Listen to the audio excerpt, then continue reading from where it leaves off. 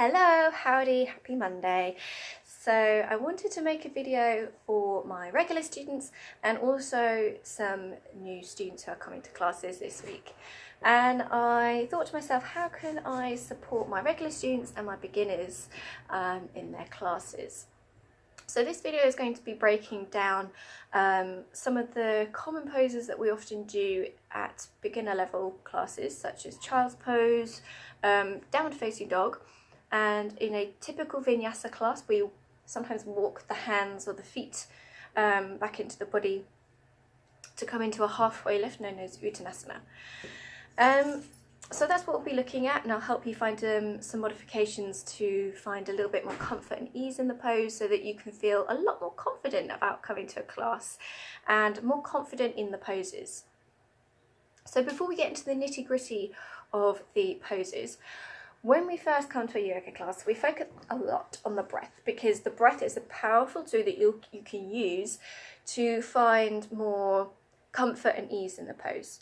So the breath that I wanted to look at this week is known as the ujjayi breath, also known as the ocean breath. So it's quite an audible sound, and it's done by constricting the airways to allow the inhale and the exhale to come in and out nice and slowly. So it should sound a little bit like this on the inhale, so again quite audible.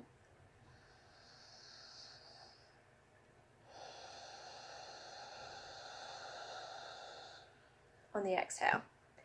And if it helps, you can place one hand on the belly and one hand on the heart center, taking a nice big inhale as you breathe into the belly, opening, expanding out through the heart center, and as you exhale, softening, expanding the belly back into the hands. So just try that a couple of times, just see if you can utilize the ujjayi breath or the ocean breath.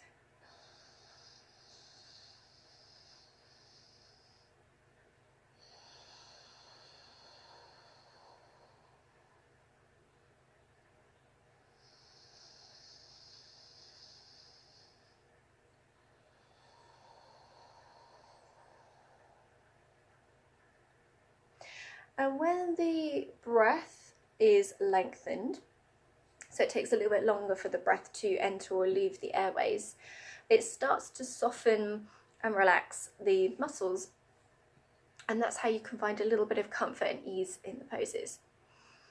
So let's have a look at child's pose. So child's pose is the pose that you can come to when you need to find a little bit of rest in your practice. In yoga class, I'll provide you with these little green blocks. Don't worry if you haven't got one at home, you can use a pillow. So grab a pillow if you've got one and come and meet me on the mat. I might have to turn my phone down a little bit here so you can see the mat. Perfect. Okay. So, you can use pillow, block, whatever you have handy really. If you have any soreness around the knees, you can grab a pillow and just place that underneath the knees. Just cushions the knees a little bit here. And then from here, start to bring the big toes together so the heels are parted. I don't know if you can see that. So the heels are kind of opening out to the sides. Knees are together. And then start lengthening the arms out in front. And as you reach the arms out in front, getting a sense of how it feels in the lower back. And this is where you can use your block or a pillow. So the block can be placed lengthways, on its side, or flat on the mat. So we're just placing the forehead down wherever it feels comfortable, so lengthways, on its side, or maybe flat, so the forehead again on the edge of the mat, or the block. And don't worry if the bottom doesn't go all the way down to the heels. You might find that this is where it is comfortable. And that's totally fine because you're still stretching the lower back. But wherever you are, keep a focus on softening the shoulders and the elbows. And if it feels comfortable, you're welcome to reach the arms back.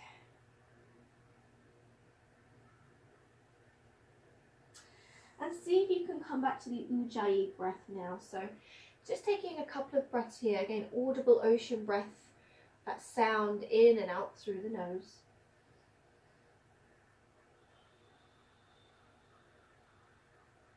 Softening the shoulders, giving weight into the arm bones.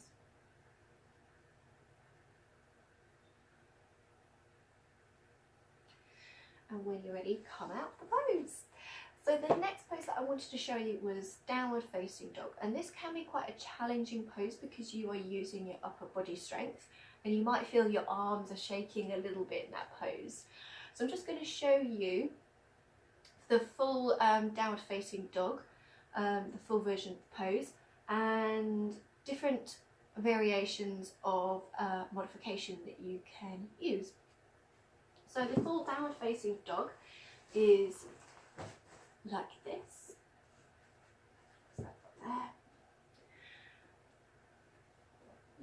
So my feet are hip distance. And notice my heels. For some people it's quite difficult to draw the heels down. So just take a little bend through the knees, a little micro bend, and focus a little bit more on lengthening through the spine. And you're still going to get a stretch in the hamstrings here. So this is the full version of the pose. My ears are in line with my arm bones. To come out of the pose, you can drop the knees down. And then you can also rest the heels or the bottom down. Forehead either on the mat or a block, wherever is comfortable for you, to come and find a little bit more comfort in the pose and in your practice. So if you're in downward facing dog, and this can be quite challenging, there's a couple of things that you can do. So you can either use a wall. I'm just going to pretend there's a wall here out in front of me. So resting my hands on the wall, I'm about a foot away from the wall here. So I'm going to step back a little bit. I'm going to walk my hands down the wall. And as I walk my hands down the wall, I can feel my stretch in the back of the thighs.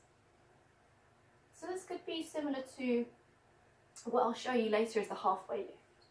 But you're still working the hamstrings, you're still lengthening the spine like you would in your downward facing dog.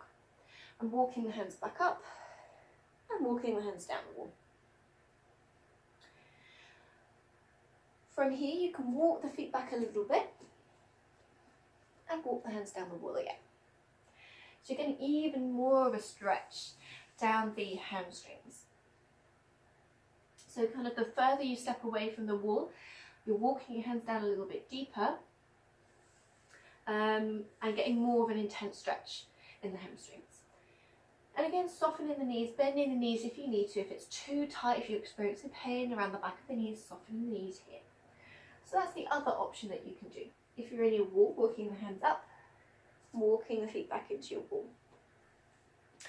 So that's the first option that you can do. The other option you can do is to make use of these blocks.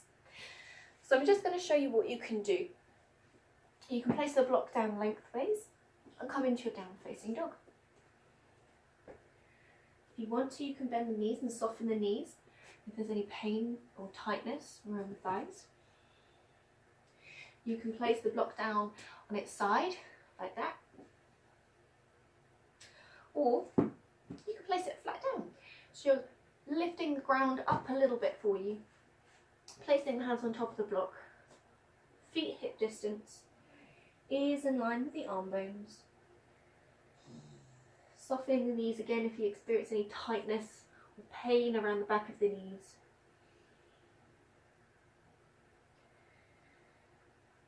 And if at any point it becomes too much, drop the knees down, coming into your version of child's pose, wherever you feel comfort and ease.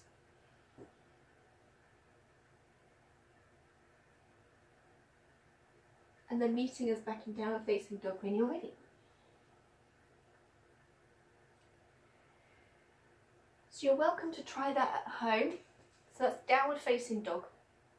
I'll run through the modifications again for you so you can use your wall. And you can start walking your hand up and down the wall.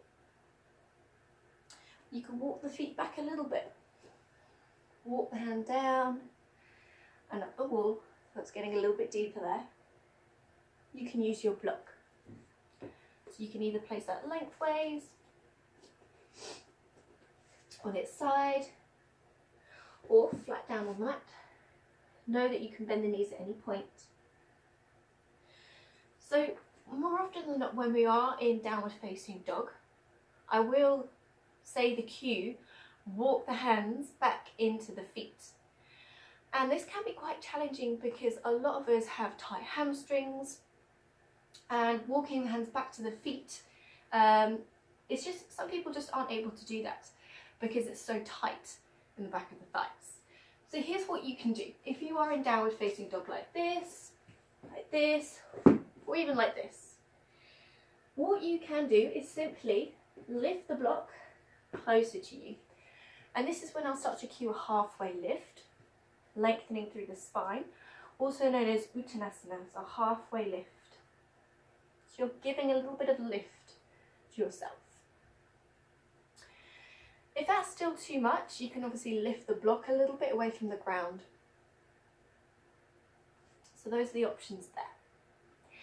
If that's still a little bit too challenging, what you can also do, imagining if you're in down facing dog, you can simply drop the knees down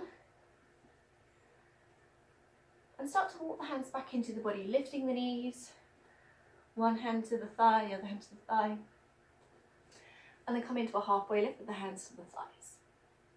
So I'll just demonstrate that again. So we're walking the hands back into the feet from downward facing dog. So wherever the block is, lengthways on its side or flat down, you can lift the block up, halfway lift, maybe lift it off the ground for a little halfway lift. You can, of course, just drop the knees down. So imagine if you're in your downward facing dog from here, you can start to drop the knees down, bringing one hand to thigh, other hand to thigh, halfway lift. And then to come out of your halfway lift, uttanasana, softening the knees, grounding down through the heels, reaching the hands up and overhead. Exhale to bring hands to heart center.